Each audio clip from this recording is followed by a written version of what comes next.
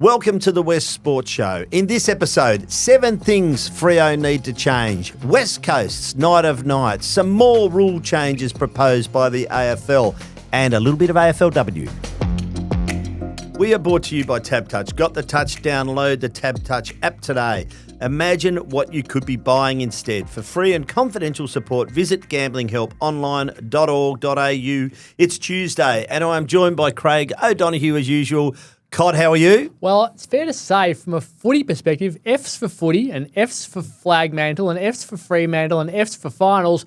And I reckon F is for flat throughout the entire state at the moment because no one saw that coming. As flat as a whoopee cushion at a clown convention, Cod. That's how flat we are today. But I sat next to you in the media box during the game, and I think I looked at you when David Swallow was awarded correctly the free kick late in the game.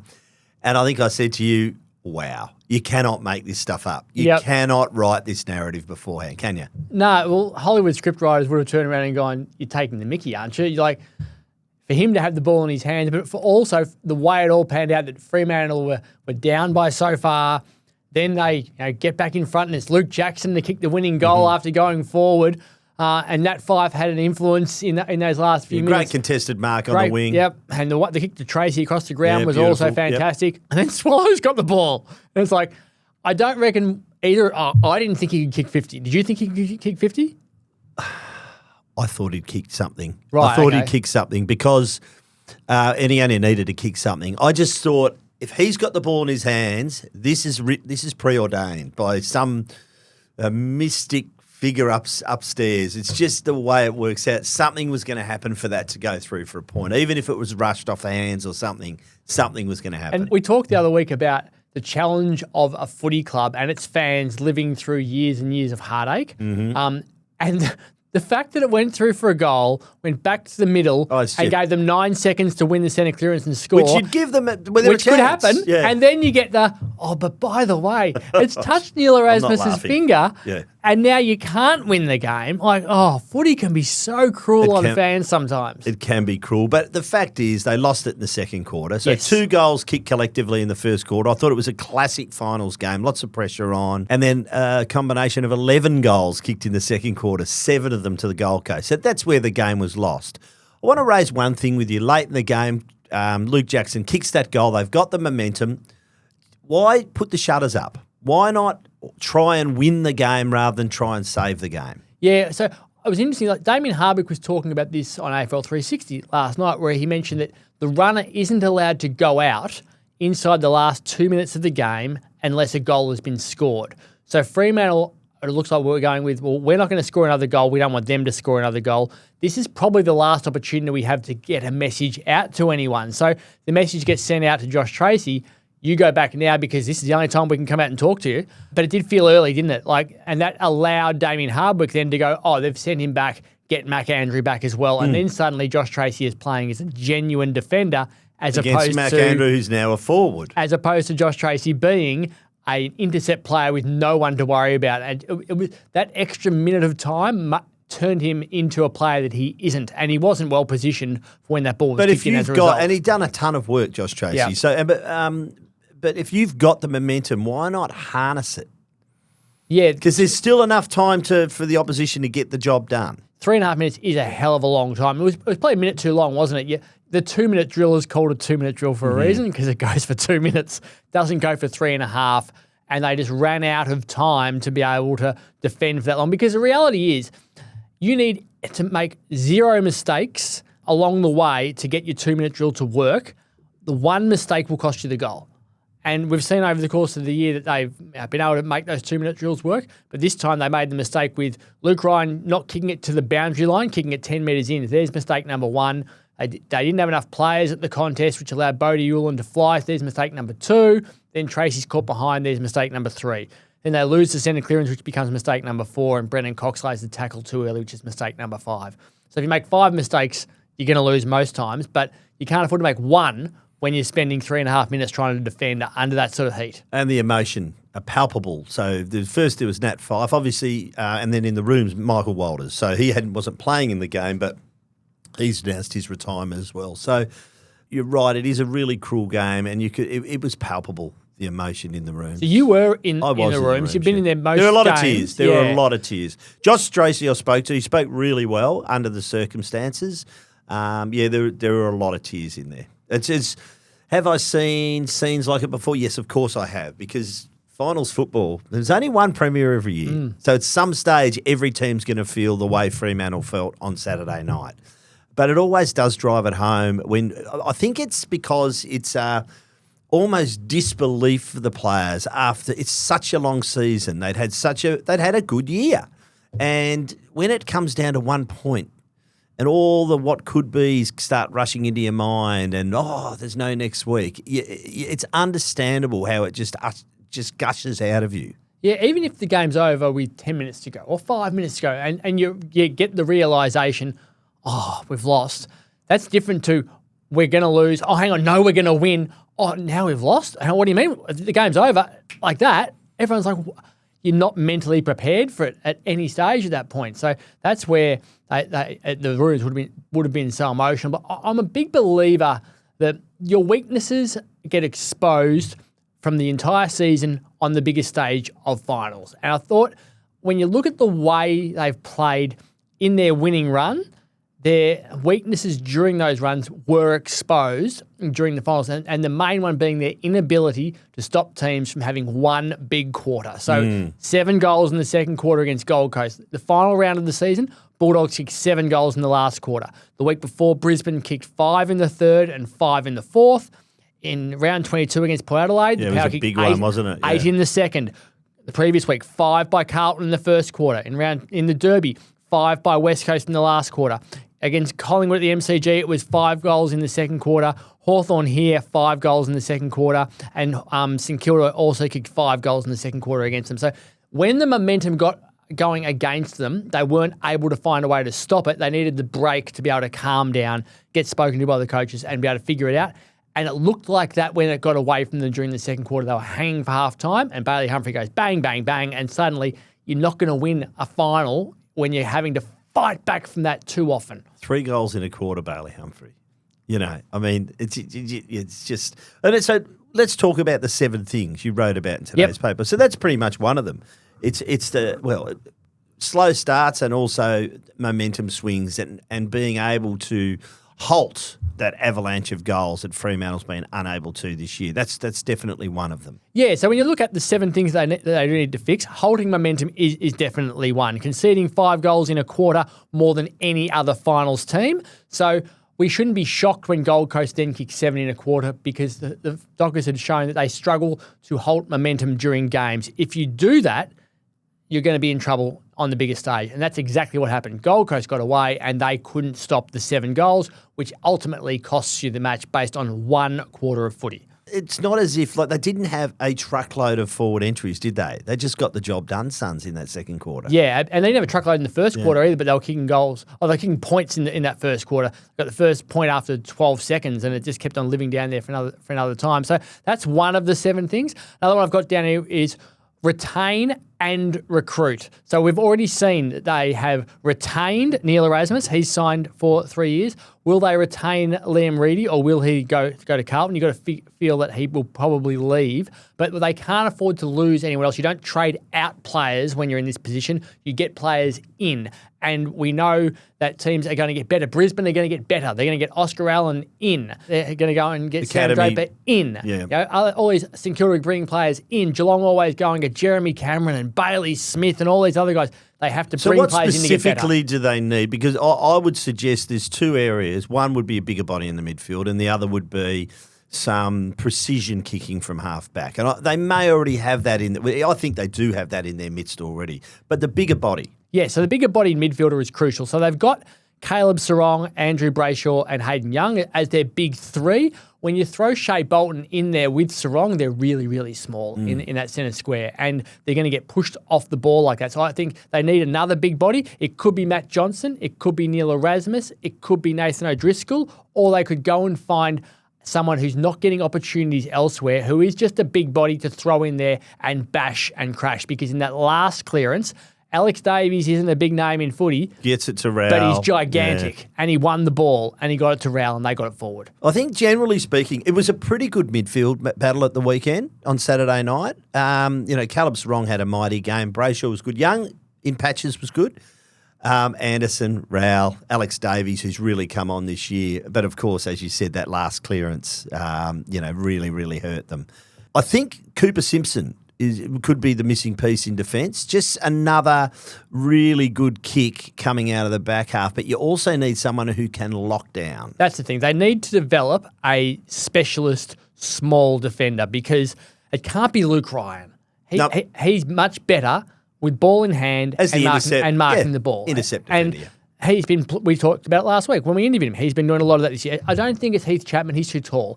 I don't think it's Carl Warner. He's a mid-180s sort of player. And it's not Bailey Banfield, who's 190 centimetres too. So when Ben Long and Connor Butterick and Bailey Humphrey get away from you, that's telling you that players have been getting away from you a lot like that all year. You need to find someone who can lock down. It's been Brandon Walker in the past. It's been Corey Wagner in the past. They need to find someone, and I do like the idea of Cooper Simpson coming in as that rebounding player. Is he the specialist? Can he lock down? Yeah. Will be the question. Or do you have to go and find a player who can go and do that for you? But they need to have someone who does that role. I'd agree with that. I think they've got to take the game on, don't they? They've got to be prepared to do what they did when they needed to win the game earlier on in the match. And it's really interesting. During their winning run, they have averaged 19 points in the first quarter. So they've kicked a total of 296 points in that first quarter since this winning run began in the middle of the year. So 296. In the last quarter, they've kicked 398 points. So it's 102 more points in the last quarter than the first quarter. We've seen the way grand finals are won now. You have to set it up early. The average quarter time score for premiers across the last 3 GFs, or might be 4 GFs, is 31 points.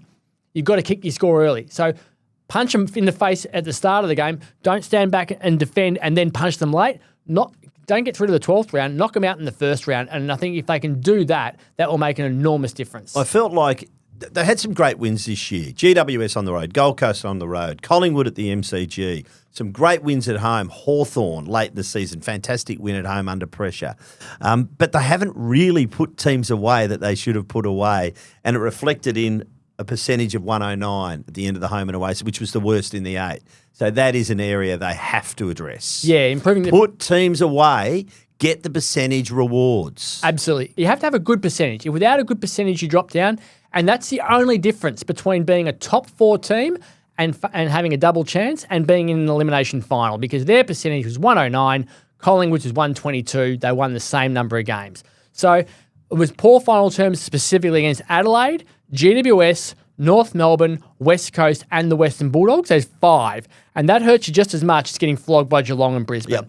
So you've got to finish out games, get on top early, finish those games, don't concede late goals. And if you improve your percentage, you will go a long, long way to being a team that can finish in the top 4. You know, I reckon, which is absolutely crucial for them, is forward consistency. There's too many of those forwards who haven't had big seasons across the board. They've had big games. And so normally you'd say, Michael Friedrich kicked 30 goals for the year, but he's had games where you just haven't sided him and he made mistakes. Yeah, gap between his times. And it wasn't a great game from Michael Friedrich at the weekend. Jai Amos the gap is between similar. his best and worst. Jai Amos is the same. Voss, I thought, was very good in the first half. Josh Tracy did what he normally does, is try and impact the game whenever he can. But I think the Tracy Voss Amos has worked. I thought they really missed Switkowski at the weekend. So let's see, and it's easier said than done. Let's get his body right, because I think Wagner was a very big loss at the weekend, and I also think Switkowski, that mid-forward connection. By the way, I do want to throw in there Murphy Reid, just a great finals game, in that every time he touched the ball, a little bit of magic happened. Yeah, absolutely it was. And that's just that slick little handball over the shoulder. He's just some player. And even every time incrementally he's been asked to step up. So he did it from juniors to the 18s league. He did it from straight into the AFL. He stepped up. And I think he took the step into the final as well. And that's a classic example of what you see during the home and away season translates into the finals. He's been great with his hands. in that home and away season. He was great with his hands. But the added finals. layer of pressure can bring you unstuck, and I don't think that affected him. No, but whereas Frederick and Amos has had games where he hasn't really touched the ball during the home and away season. It happened again during finals. Frederick's made some mistakes during the home and away season. We've gone, it happened again during finals. So that consistency during the home and away season will build up the confidence in their own minds and will build up the muscle memory and the skill under pressure, and then that will translate into finals. So those guys who have had poor finals and have had inconsistent seasons will want to make sure that game by game they play well, so when they get through to finals next time, they can have more of an impact. There's 7 things which can help Fremantle as they move forward into next season. As a proud major sponsor of the Fremantle Football Club, Woodside has accepted the challenge of supporting local footy at all levels, from grassroots to greatness, so it can thrive throughout WA. Woodside, Australia's leading energy company. So, started their exit interviews today, Fremantle. They haven't been able to book in a Doig medal evening yet because they were expecting to still play finals. But are we assuming Caleb Sarong wins a third this year? Yeah, Caleb Sarong should be the one. Like, as the All-Australian, Jordan Clark's had a massive year. So it'll be interesting to see how that race. So say they're in the top 3, those two. Who's the other top 3? I think the top 4 will be those two with Brayshaw and Luke Jackson. Because they were the in All-Australians. the squad, in the squad and in the team. Yep. And then Josh Tracy's had a massive year. So you got to remember him. It's hard with these best and fairest. It normally comes down to how many games you play. If you miss one game, it's hard enough to win it. If you miss 2, 3 or 4, it makes it really, really difficult. So Alex Pearce has had a great year when he's been playing, but hasn't played enough footy. Brennan Cox has been great throughout the year as well. Alex Pearce also, games. final quarter, loud applause for that. It was a great final quarter from the captain. Absolutely. Yep. So, but I think the guys who are in the All-Australian squad will be the ones that we would expect to be up really high in the Doig medal. Here's an interesting one. Who's your most improved? Because I think people would lean straight away to Patrick Voss, who I think's had an incredible improvement this year. But can you mount a case for Murphy Reid? You absolutely can. Even that he's the first-year player. But so what is he improving on from round 1 on into where we are at now? So the amount of improvement from Murphy Reid from the day he walked in the door at Fremantle as a midfielder who might be able to play forward to someone who's a genuine elite forward in the comp at the moment, you could mount a case. It'd be a courageous call to say that he's the most improved. You'd have to sell it the right way as a coaching team, but given especially what Voss has done, like Voss has been phenomenal. So I think Voss will win it based on what he was last year, and I think it's harder to say, when you arrived you weren't ready for AFL yet, but now you're a gun. So I'll be really curious on the night about the messaging. The messaging last year was we've got everything we want in place. There's no more excuses. We're not young. We expect to contend straight away. That was the message from everyone who spoke up there. I think it's interesting when you look at some recent finalists. So recent premiers. Brisbane win in 2024, but they lost the 23 grand final, lost the 22 preliminary final, out in straight sets in 21, lose the preliminary final in 2020 and out in straight sets in 2019. It's a long run to get to the premiership. Yeah. Collingwood win in 23, lose the prelim in 22, miss finals in 21, lose the semi-final in 20, lose the preliminary final in 19, lost the grand final in 2018 after being out of finals for 4 years. So they took a long run to get there. Geelong win in 2022 after losing the prelim in 21, the grand final in 20, the prelim in 19, the elimination final in 18, and then prelims in 17 and 16. So this idea that you can just turn up and suddenly jump from outside the 8 to win a flag is fanciful, I think. You've got to have the pain, work your way up through finals, and gradually get there rather than thinking we'll be okay, we'll just win it. I think this year was the hurtful moment. Next year they need to try to make top 4 and challenge for a premiership. And then the year after they might be able to actually go on and win one. But I think that history tells us it's bloody hard. Even Richmond win in 2017 after losing elimination finals in 13, 14 and 15 and then missed the finals in 16. After 20 years of finishing ninth. Yeah, so, you don't just turn up and win it. Across town. So at the same time, the John Worsfold medal was held.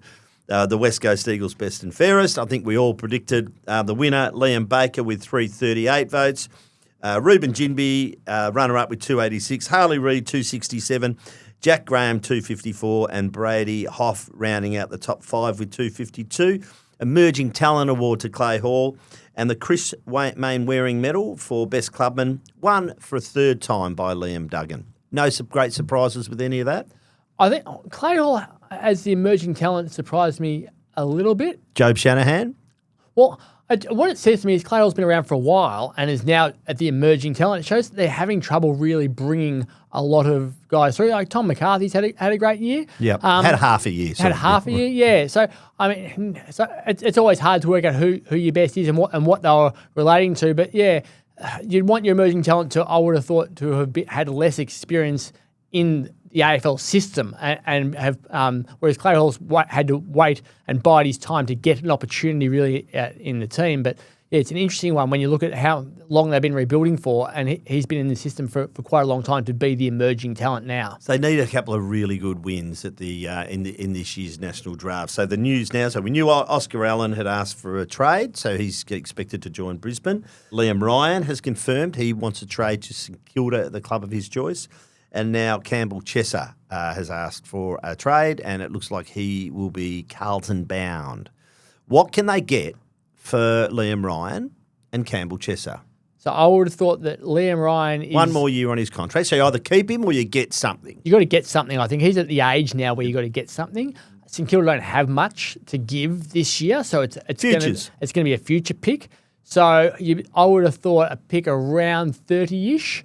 So it's a future second-round pick potentially for St Kilda. And it's a bit unfortunate, the destination clubs, because Carlton hasn't got a lot to offer either this year. No, their pick is in the 30s as well. But at the moment, I think that's probably what Campbell Chesser is worth right now. Yeah, but it's a shame. Pick 14. They've put a lot of time into him. That's the problem for West Coast. It's a big blow because his ability to be better than what they get for him is what we don't know yet. So pick 14 in 2021 after COVID was happening and injuries were there as well. Injured in 2022, 14 games in 23, 18 in 24, only 4 because of injury in 25. We've never really seen what Campbell Chesser could be. We've seen glimpses. He's been poor at times. He's been really good at times. My question is, why haven't we seen him as a genuine midfielder? They've played him on a wing where he's running up and back and up and back. Because he hasn't had the continuity at all in his game. He's been injured for long periods, has had no luck at all. So that we just haven't been able to see the continuity. So I would have thought he's played 36 matches, 36 games of AFL footy.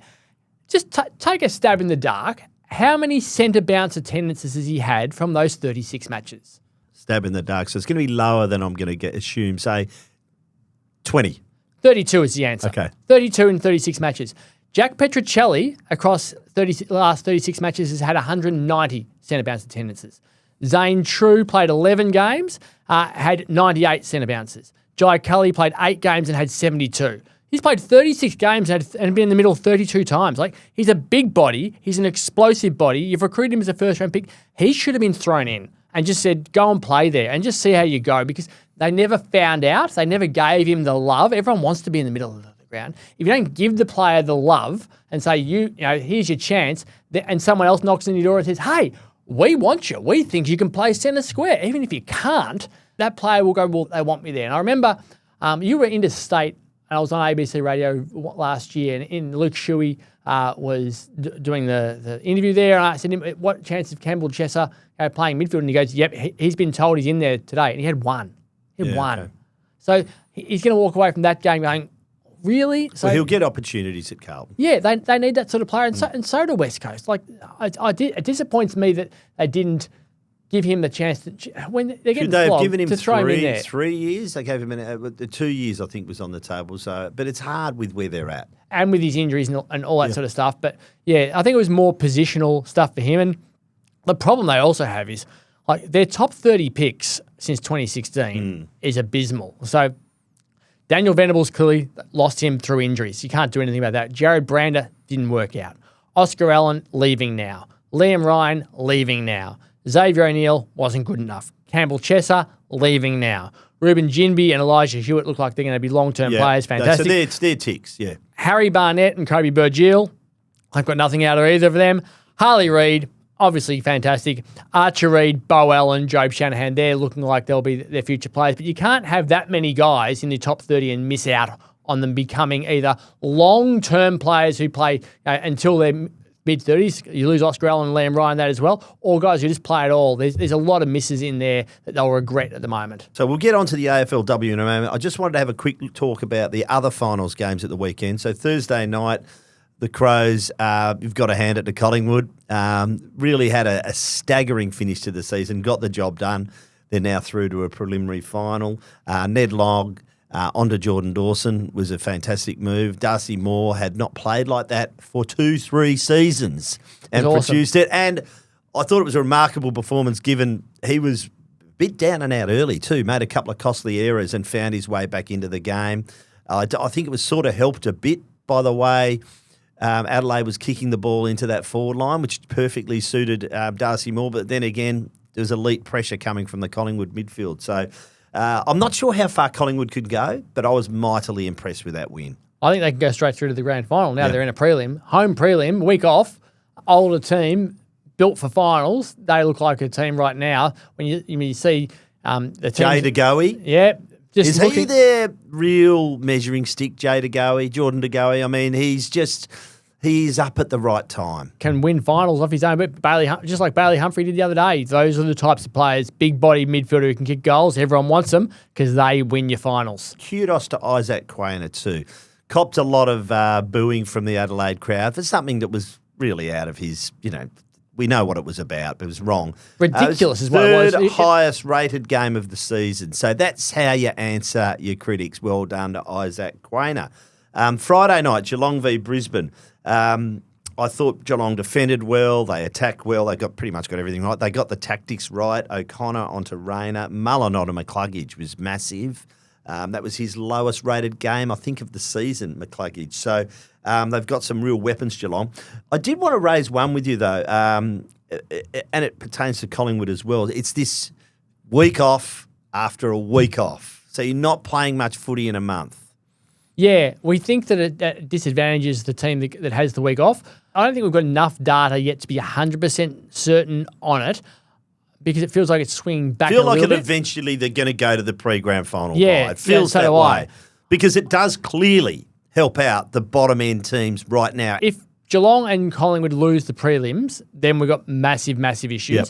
If they both get through, I think we're starting to see teams can handle it a little bit better. But it's been hard because it definitely didn't work after 2016. It took too long for them to figure it out. Then COVID happened, which makes that area hard as well. But the reality is the top four teams and the ones who win through to the prelim should be the ones who have an advantage. And if the system doesn't allow those teams to have an advantage, there's a problem with the system. No, Lachie Neale, unfortunately, now torn calf rest of the season, and Eric Hipwood, who didn't play but confirmed ACL, will go in for surgery. So that's really bad luck for them.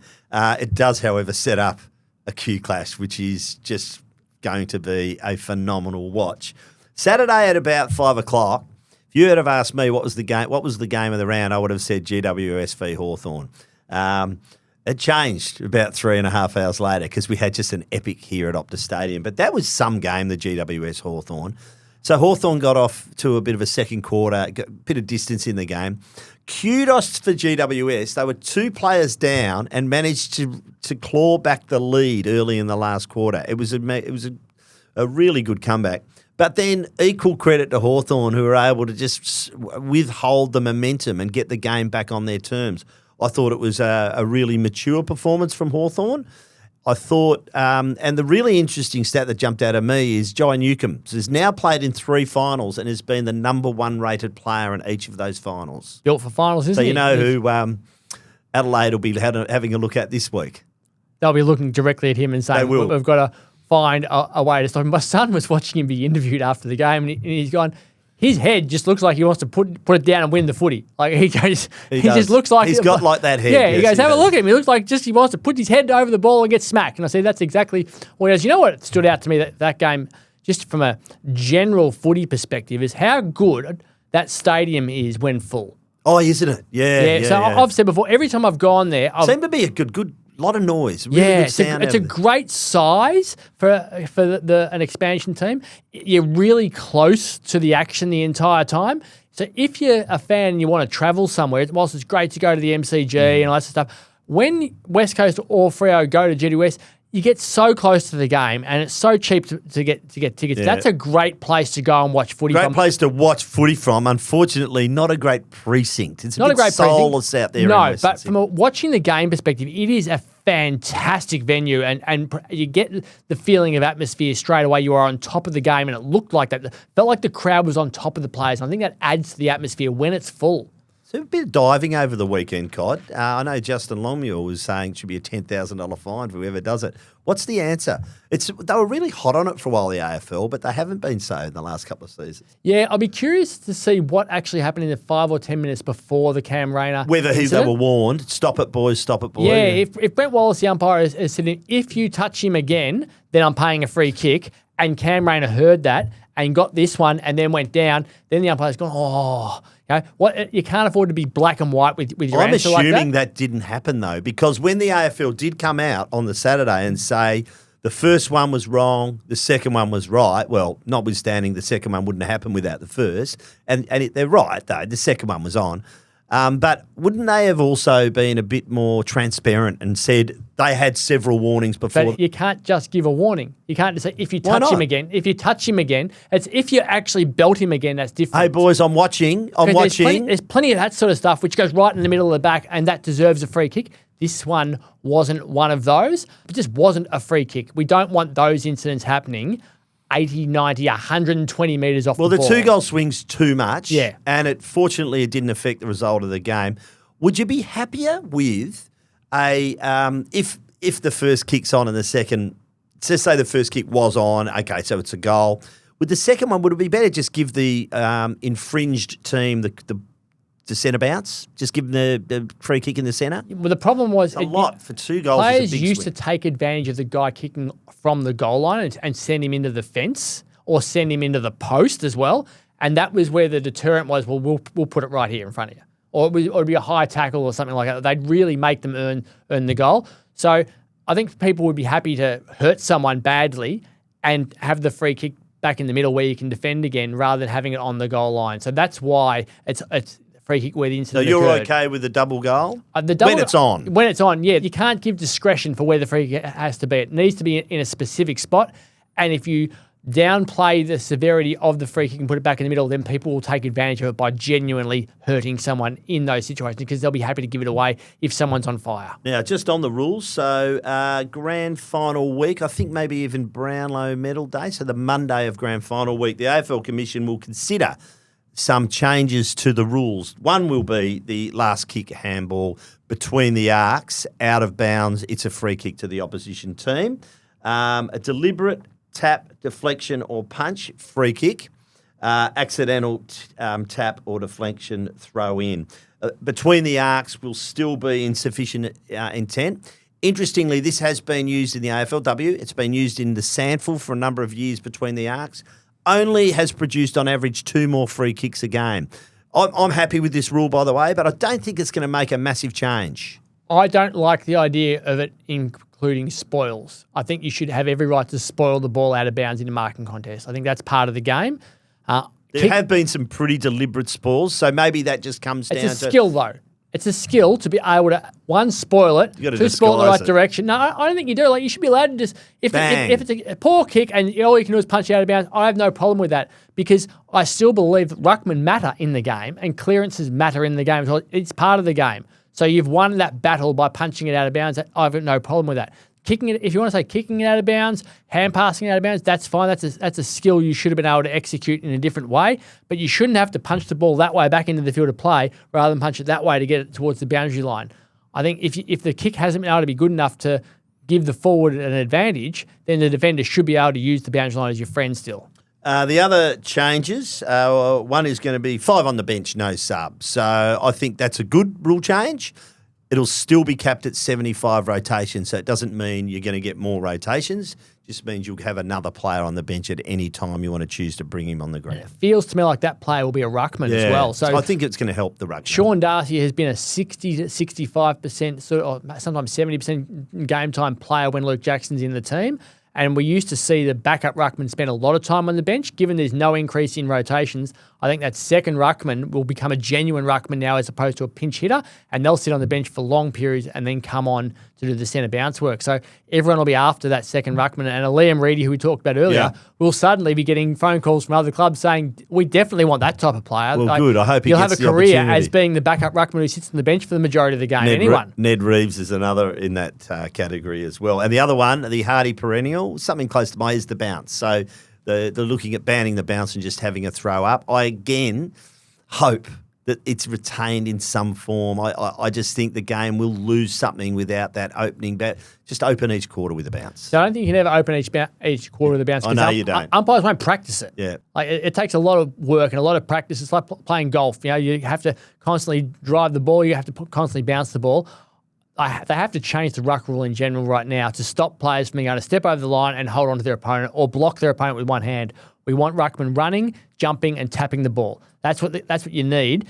If they're gonna ban the bounce and allow ruckmen to hold each other, it will look terrible because the ball will be so predictable and they'll just get in each other's way. We need ruckmen to be allowed to play as ruckmen, and at the moment there's too many cases where they're not allowed to. Yeah, there's a game I covered. It was late this season, West Coast Melbourne at Marvel. Barley Williams v Max Gorn. Now, I'm not comparing the two players, but they played that way. They played as traditional run and jump at the ball, and it was actually quite entertaining to watch. And that's what we want to see, and it allows for the genuine tap. Like Nick Nat Nui used to get up high, tap the ball. Simon Madden springs to mind to me. Luke Shuey run to the Nat Nui thing, and away they go. We're not going to see that if they're allowing ruckman to be blocked, or if they throw it up, and definitely allow them to be blocked, because when you throw it up, the taller ruckman will have an advantage. Well, he will be blocked as much as possible if they're throwing it up. AFLW. This AFLW update is brought to you by Woodside Energy, a proud major partner of the Fremantle Dockers, supporting local footy from grassroots to greatness. COD, West Coast, 6 on the ladder, 10-4 to 7-3, a 19-point win over Port Adelaide or Yata Pulti. Wallich Marrawar came from behind for the second week in a row, 5 goals to 1 in the last quarter. Bella Lewis, Courtney Rowley and Ella Roberts, once again, she had 25 possessions and 5 clearances. Great use of handball through the centre of the ground. Going okay under Daisy Pearce. Going really well. Eagles right now. They're going really well. And we know what they are doing. They're running out games. So they've scored 75 of their 167 points in the last quarter this season. So nearly half of their score has come in the last quarter. So we talked about what Fremantle have been doing lately, about how they're charging home in the AFL. Well, West Coast are well and truly having the legs to overrun teams, and they get the ball out in space, and away they go. I thought Charlotte Riggs just did some stuff on the weekend which made me go, who's this? Because she was a draftee from last year, kicked a goal from the edge of the centre square, but in the first term, took a contested mark. It was a turnover shortly afterwards. Then she followed up with an intercept mark straight away in the centre, play on handball, gets it back, runs to 45, kicks the goal. Like, you sort of go, what's that? Oh, who's she? I need to find out something about her. That was impressive, and they're starting to build players like that. We've talked a lot about their players in their team who you go, oh, she can play. Oh, she can play. That was one where you go, oh, wow, she can play. So they're building a list now, and the more players like that where when you're watching the game you go, oh, wow, that's what Daisy Pearce has to work with. Not so good down the road. Wallulap, 25-point loss to Sydney, 9-8 to 5-7. Laura Gardner for the Swans, 35 possessions and 5 clearances. That was some game zippy fish. Bowers, McCarthy, Mim Strong for Fremantle. Swans are 4-zip. Freo now 1-3 and starting to look down the barrel a little bit. In real strife, to concede 4 goals in 7 minutes in the third quarter, game over. Yeah. Pretty much where it's lost. You don't recover from that. It's just impossible. 4 goals in 7 minutes, and they had patches like that against North Melbourne and Brisbane where it was like bang, bang, bang, goals, away they go. And their real problem, they can't control the footy with their kicking, and they can't get it back when the opposition do. So from a marking perspective, they've taken 160 marks for the year and conceded 233. Too big a gap. You can't be consistently having the opposition taking way more marks than you. And the marks inside 50, 18 to 50, like they can't take marks inside 50, and the opposition are just finding their way to pierce it through, chip, down the ground they go, all uncontested, then hit a target, and it's a goal. So they have to be more skilled, and they have to be able to work harder defensively to get the ball back, because at the moment they're in all sorts of strife. And they've got a derby this week against a Yes. West Coast team that are full of confidence. And if they don't fix that, Daisy Pearce's team will pull them apart. So get down to Freo Oval on Sunday, 3:15 p.m. for the first AFLW derby of the season. Get down there. Thirsty Camel mailbag time. This week's special Swan Draft Stubbies. Camel Club member price is $57.99 a carton. Join up in-store or online today. Every week we're giving away a $50 digital voucher thanks to Thirsty Camel. Get your questions in to TheWestSport at wanews.com.au. Leave your mobile number at the bottom of your email as we'll send you the voucher if you're a weekly winner. A little lean so far this week, Cod. Everyone's in mourning. I think everyone absolutely is in mourning. Andrew mailed in to remind us, hey, Quarters and Cod, how appropriate were this season's theme songs for the Dockers and Giants? He sent in theme songs for every team at the start of the year. Fremantle, you don't always get what you want. And GWS, am I ever going to see your face again? Very, very, very funny. Very good songs, clever. just quietly. They are very good songs. Yeah, you need some levity and some humour and some music to get yourself through when you have a disaster like what happened for them on the weekend. So that you got to find something to help yourself out. And it's good that he's been able to remember the songs from the start of the year. Jeez, it would have been a pretty sad train trip home, I reckon. Well, how is the video? If you haven't seen the video, how magnificent Josh Cable shot from outside Optus Stadium. There were some angry people. The drink tray guy, the bloke who stole the drink tray is just gold. What? Explain. Well, we'll have to get Josh to play a bit of audio. Yeah, but so Josh is standing out the front of Optus Stadium. He's interviewing people who are going past. Did a good job. Yep, there's always anger. It's just fantastic. And a guy who's stolen the drink tray and shoved it up his top, which is brilliant. But so is people's memories. And the two blokes who went, it happened right in front of me. Right in front of me, as a reference back to the David Swallow? That was referring to the free kick, I think. Yeah. But it was more a reference to a Collingwood Adelaide game nearly 20 years ago where a bloke lost his mind from the Crows to cameras. Fans are awesome. So anytime you see Josh floating around with the camera as you're heading back to the train station, make sure you say hello. Have a chat to him. Yes, because there's a fair chance you'll become the most entertaining thing on the internet. More than a couple of million people have watched that video. It's quite outstanding. Now, Michelle writes, I'm not sure if I can answer this just yet. The Tasmanian state election was held in July. Have there been any updates on the Tasmanian stadium? And then she quotes Napoleon Bonaparte. In politics, stupidity is not a handicap. Nothing specific will be the answer. So it's going to remain a 23,000 stadium, which I still think is unders. It's going to come down to the crossbench from what I can gather in state parliament down there. So both the Liberal Party, both the government and the opposition are pro-stadium. Pro-AFL which stadium. Makes you think that it's just going to happen. I think it's going to happen. They have to find ways to jump through hoops, which is so annoying. And I know we're footy fans, we don't live down there and stuff, but we all want to see a stadium built so this club can come in because the state deserves a team. I think it'll be good for footy to have a team down there.